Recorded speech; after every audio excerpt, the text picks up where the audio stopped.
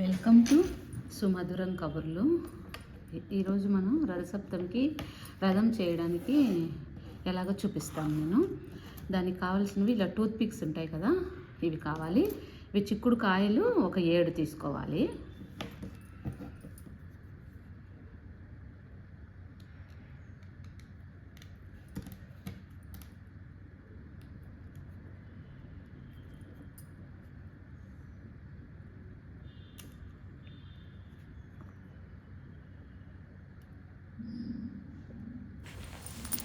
గట్టిగా ఉన్న చిక్కుడుకాయలే తీసుకోవాలండి, ఫ్రెష్వే. ఎందుకంటే మెత్తపడితే అవి మనకి టూత్ పిక్స్ గుచ్చటానికి రావు.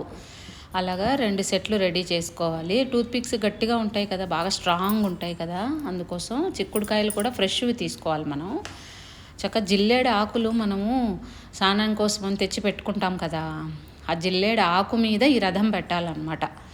పెట్టేసి మధ్యలో స్వామిని కూర్చుండబెట్టి, నేను అదంతా కూడా మన వ్లాగ్లోనే చెప్పున్నాను, అదో ఒకసారి మీరు చూస్తే మీకు అర్థమవుతుంది ఎలా పెట్టాలి అని చెప్పని.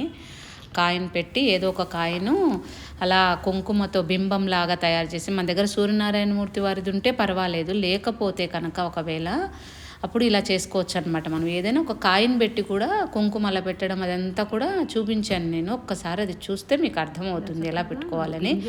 ఇంకా మనము ఈ రథంలో ఉన్నటువంటి మూర్తికే మనం అంత పూజ కూడా, అష్టోత్తర శతనామాలు అయితేనేమి, ఆయనకి అధంగ పూజ మొత్తం అంతా కూడా మనం ఆ సూర్యనారాయణమూర్తి ఆ బింబం ఎదురుగుండా, అంటే బయట పైన మేడ మీద చేస్తాం కదా, అలా ఆయన మధ్యలో కూర్చుండబెట్టి అలా రథంలో కూర్చున్నారు, ఆయనకి మనం పూజ చేస్తున్నాం అన్నమాట అన్నట్టుగా భావన చేసుకొని మనం ఆయనకే చేస్తాం. మొత్తం రెడ్ కలర్ పువ్వులు, రేగుపళ్ళు, చిమిలి, అరటిపళ్ళు, పరమాన్నం మనం చేస్తాం కదా చిక్కుడుగాయల్లో అలా పోసి, అది స్వామివారికి నైవేద్యం పెట్టవలసింది. ఎర్రటి పువ్వుల దండ చక్కగా వేసి ఆ రథంలో కూర్చుండబెట్టి చక్కగా ఇలా ముందుకు వెనకకి పూజ అంతా అయిన తర్వాత రథం లాగుతున్నాము అని భావన చేసుకొని మనం అలా లాగటం అన్నమాట. మనం అందుకు ఇది స్ట్రాంగ్ లేకపోతే ఏమవుతాయంటే, మనం ఫ్రెష్వి చిక్కుడుకాయలు గింజలు గట్టిగా ఉన్నవి తీసుకోకపోతే ఏమవుతాయంటే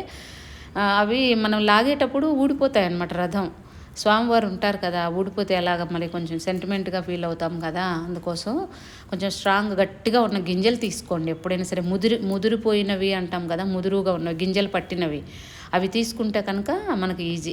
7 పెట్టాలని చెప్తారండి ఆయన, సప్తాశ్వర రథారూఢం అని చెప్తారు కదా దాంట్లో. అందుకనుక ఆయన 7 తీసుకున్నాను నేను చిక్కుడు ఇవి కాయలు కూడాను. అందుకోసం అర్కపత్రము, అర్కపూలు, జిల్లేడు పూలు అది ఉంటే కూడా మనం ఈ రథం చుట్టూరా కూడా పెట్టుకోవచ్చు. ఎర్ర పూలు, గులాబీ పూలు, కనకాంబరాలు అలాగా ఉన్నవి మనం ఈ రథానికి పెట్టుకోవాలన్నమాట. నాకు బాగా గుర్తండి చిన్నతనంలో మా మేనమామ వాళ్ళు ఏంటంటే, మాకు దేవుని కడప దగ్గర కదా, అందుకనుక మాకు ఈ రథసప్తమి రోజు రథోత్సవం జరుగుతుంది దేవుని కడపలో. రథాన్ని ప్రజలందరూ కూడా వెళ్ళి లాగుతారనమాట. మా పెద్దమామయ్య అయితే ప్రతి సంవత్సరం వెళ్ళేవాళ్ళు. మా అన్నయ్య కూడా చిన్నతనంలో వెళ్ళి నాకు గాజులు అది తీసుకొచ్చేవాళ్ళు అనమాట. అది గుర్తొస్తుంది నాకు. ఈ రథసప్తమి అంటే ఎప్పుడు కూడా అది గుర్తొస్తుంది. ఎప్పుడు రథసప్తమి పండుగకు దేవుని కడప తిరణాలా అంటాం మేము. వెళ్ళినా కూడా మా అన్నయ్య గాజులు పట్టుకొచ్చేవాడు అనమాట వాడు. అది ఇది గుర్తొస్తుంది. అందరూ కూడా రథసప్తమి పండుగ మీకు చేతనైనంతకు భక్తిపూర్వకంగా ఎవరెవరి శక్తికి తగినట్టు వాళ్ళు పూజ అయితే చేసుకోండి తప్పకుండా. ఇప్పటివరకు అందరూ చూసినందుకు థ్యాంక్ యూ అండి, థ్యాంక్ యూ సో మచ్. ఇలాగా మన దగ్గర జిల్లేడు ఆకు ఉంటుంది కదా, ఈ ఆకు మీద ఇలా పెట్టుకోవాలి రథాన్ని. ఇలా పెట్టేసుకొని ఇంకా మన ఇష్టం, ఇలా అలంకరణ ఎన్ని పువ్వులైనా సరే పెట్టుకోవచ్చు అనమాట. ఇది రథం.